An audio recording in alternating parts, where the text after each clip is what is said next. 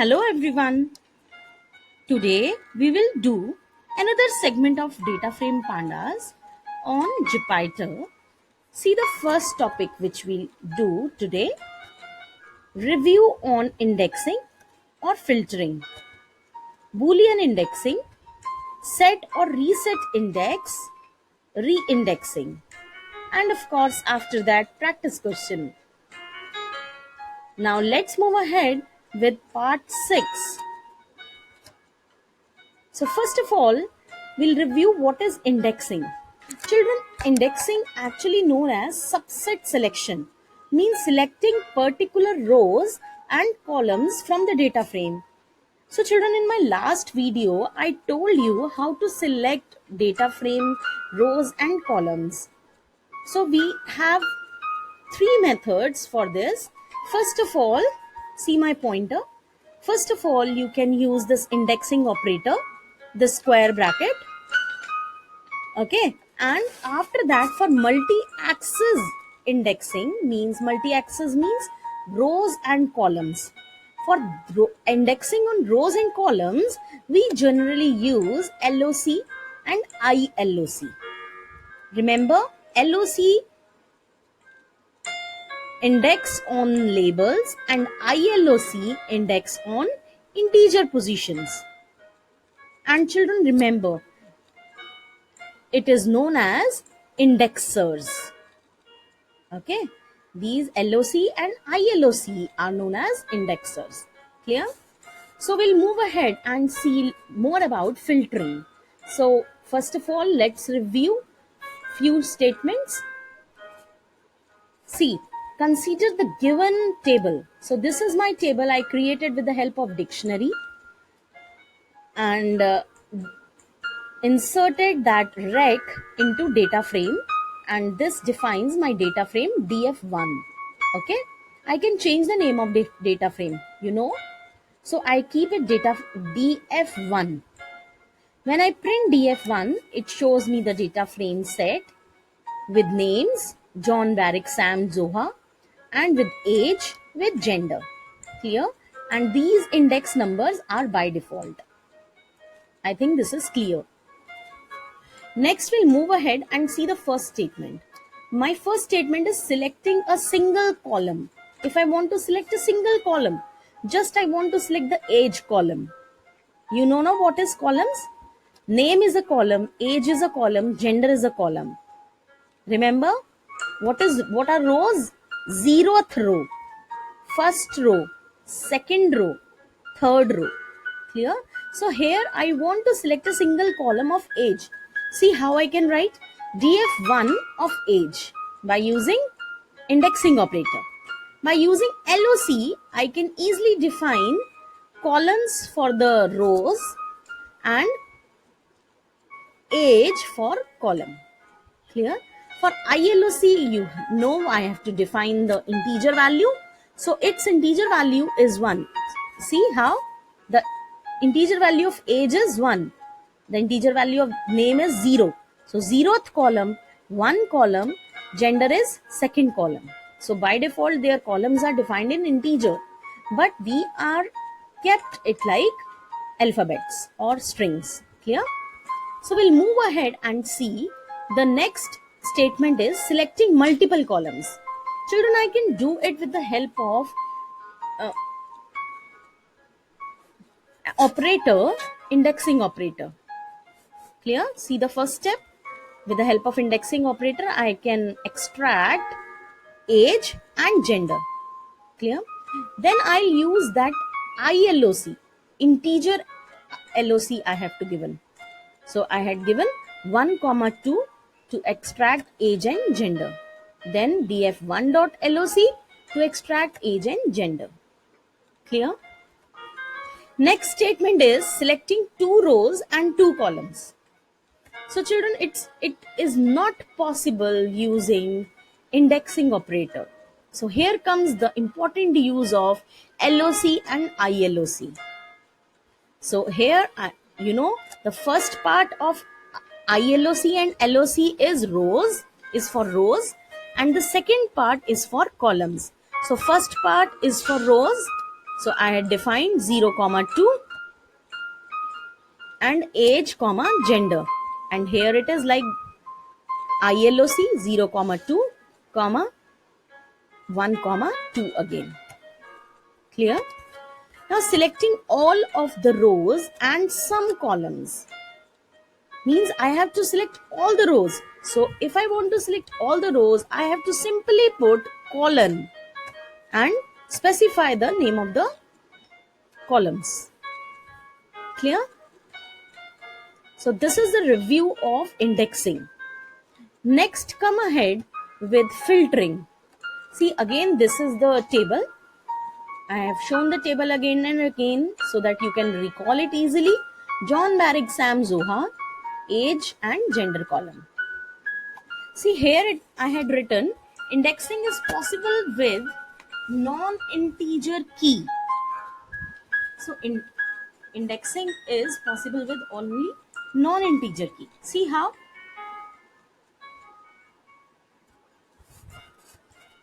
First part is df1.loc, df1.age greater than equal to 30. So where age is greater than equal to 30, those records will be extracted by LOC. So those records are Barrick and Sam. Clear? So this is how we can do filtering on this. See, here I have used logical operator and operator in between the conditions. So my first condition is age should be greater than 23 and gender is male. So these both conditions are compulsory. So I have put and this is my output. Clear? Next is where gender is equal to male, but I have to extract only 2 columns. So, there are 3 columns in my data frame. I have only extracted 2 columns with the help of this indexing operator. Clear? Name, gender. This is how you can write. Children, always remember, in indexing and filtering, you have to use those LOC and ILOC according to the statement given. Okay? So after that, our next topic is Boolean indexing in pandas. So Boolean indexing, children, help us to select the data using the Boolean matter. You know what is the Boolean value? Boolean value is true or false. So with the help of Boolean index numbers, we can find and filter the data from the data frame. See how? So the first step is create the dictionary of data, which you are doing. Second step is convert it into the data frame object with Boolean index as a vector. So instead of keeping the string or integer as the index value, I have to put Boolean values as an index value. Clear? And third step is access the data using Boolean indexing. So we can put the Boolean indexing on our LOC and ILOC to access the rows and columns. Clear? So see the first step and my pointer, of course. So my pointer on the first step, step 1, created the same record and inserted into the data frame. df1 I'll get, and this is my data frame all about. Clear? Now we'll move ahead and see the step 2. Step 2 is, see children, in step 1, by default index numbers are 0, 1, 2 and 3. But I have to change the index number to its Boolean values so that I can access the Boolean vector. Clear? So I have convert those index values into Boolean values with the help with this true, false, true, false. Clear? Now my df1 is like this. Their index number is changed into true, false, true, false. Okay. So now my third step is filtering according to the Boolean values. So I have put again the first one, df1.loc true. So the record which is true, which has index value true, is shown on the system. Clear? After that, when I'll use ILOC, children see the actual data is totally different. Actually, children, ILOC never support true or false, and it also not support is 0 and 1 value. Actually, it is treating its 1 and 0 as the index number. So here, when I'll put ILOC and 1, then what happened? The first record is shown here as 1 represent true, but it does not show the true values. It shows the first record, because ILOC I here points the integer value. And what is the actual integer value behind this true false? The actual integer value behind true false is 0 1 2 3. That's why it takes 1, means second record from the data frame. Clear? Now see the third one, df1 age greater than 22. Whose age is greater than 22, those record has been shown here. And after this statement, I'll get true or false. So whatever values are true, all those in the age column, according to the age column, whole record is shown here. So this is how we can do the filtering with the help of Boolean indexing. Clear? Now I'll move ahead and just see how to set the index with a simple method, set index. So setting index actually, students, means I have to set the index of my data frame from the existing column only. Like see, I have changed the data frame right now, and my data frame is month, year and sale. So my data frame looks like this with its default values as in index 0 1 2 3. Now children, I want to convert this month value into its index value. So for this, I need to use my set index function. Clear? See how? See the first part.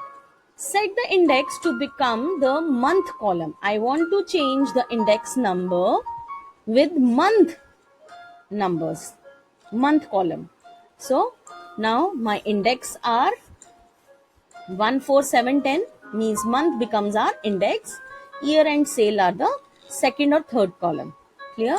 So I'll put the statement like this, df2.set index month. So it converts the month column into the index column. Clear? But now children, if I want to do multiple columns as index values, then I can use again in the format of list like this, set index year and month. Now year and month together become the index numbers and sale become the first column. Clear? So the review of this set index is, when you want to convert your existing column into the index, then you can use this set index. Clear? Now another part of it is reset index. Of course, if I want to reset my actual data frame, I use df2.reset underscore index. Clear? So children, the main and basic task is you have to remember all the functions, all the statements according to the situations. Yeah. Now we'll move ahead and go to the last part of my video, that is re-indexing. So as the name goes, re-indexing means changing the row label and the column labels. Means shuffling of rows and shuffling of columns.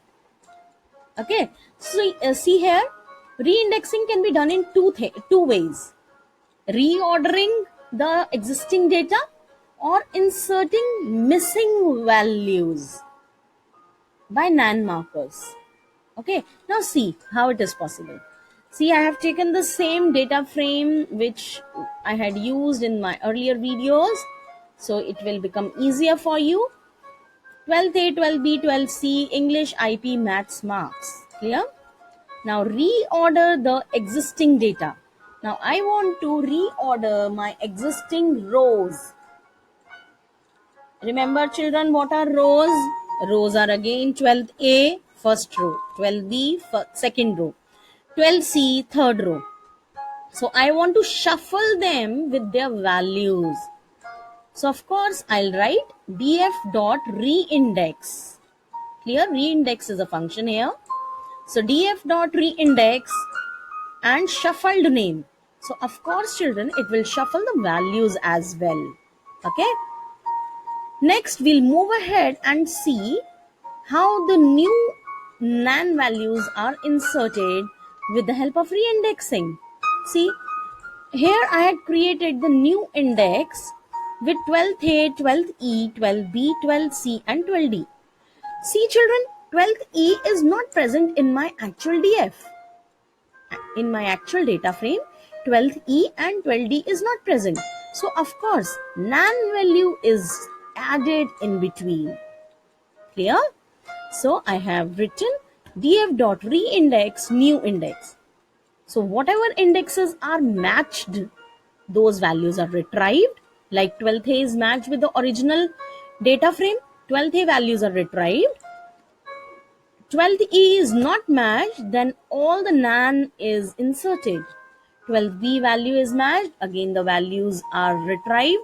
12th C values are matched, again it is retrieved. And 12th D values are not matched. So, children, nan is inserted. Clear? So just do and practice and find. It's very easy. Okay.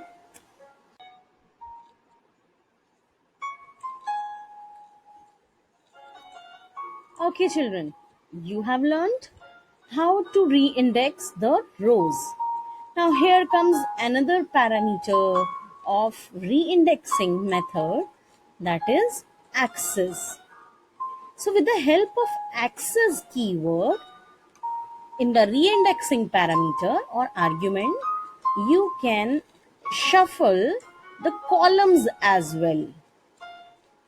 Okay, you always make sure axis parameter is there if you want to shuffle or reorder or reindex the columns. See how?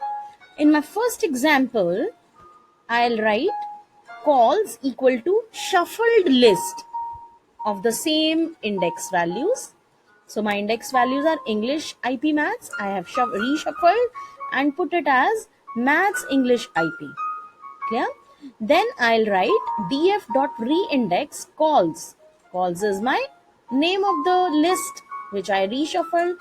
Now the main thing is I have written axis here.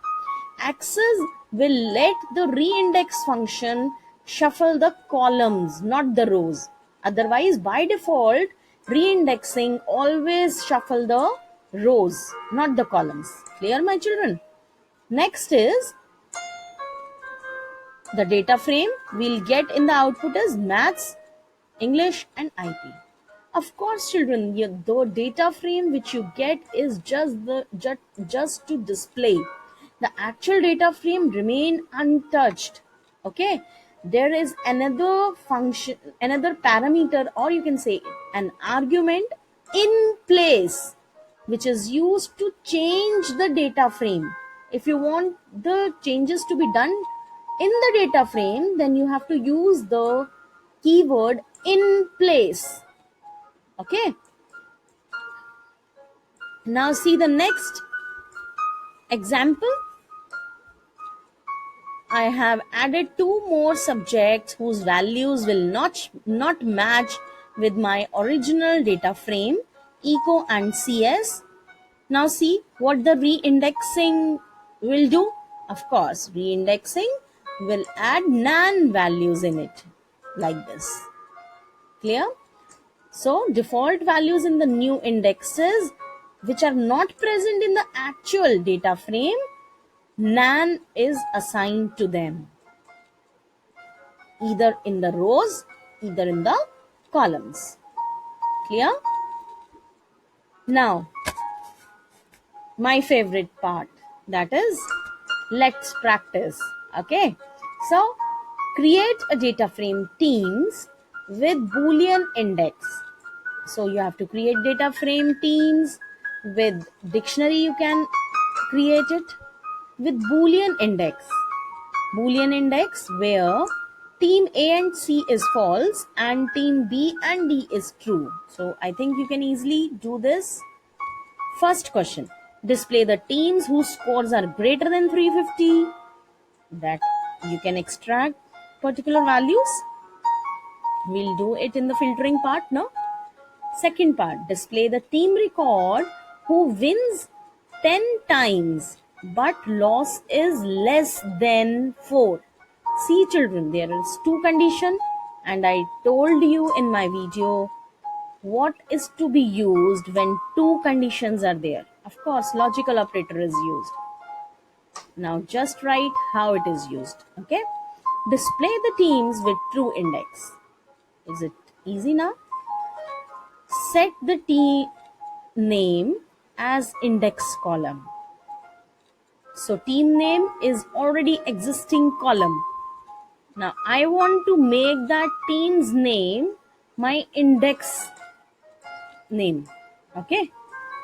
Reorder the index column in the given format. Format is win, loss, and then scores.